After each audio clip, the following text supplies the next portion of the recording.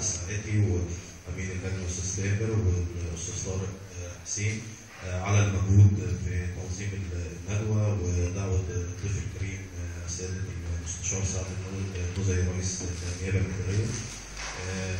الهدف من الندوات اللي احنا بنشتغل عليها ان احنا نحاول نوصل للمعرفه القانونيه والحقوق القانونيه للصحفي في ظل الام الصحفيين بيعانوا منها، خاصه في الفتره الاخيره، سواء من انتهاكات من عنف في الشارع او من مشاكل اداريه بيعاني منها الصحفي داخل مؤسسته.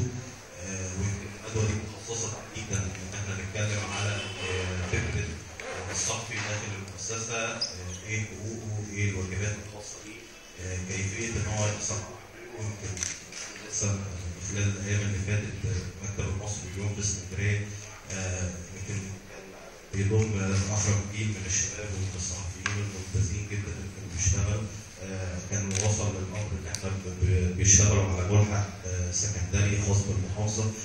وصل الامر في التوقيت دوت ان هو يتم غلق المكتب.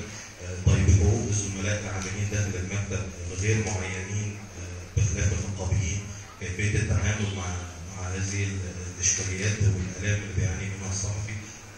كل الامور ديت هنحاول ان احنا نفكر النهارده مع سياده المستشار، نحاول ان احنا نوصل لحد لو مفيش اطار قانوني نقدر نشتغل فيه، ايه الاطار اللي احنا المفروض نشتغل عليه في قانون الصحافه القادم.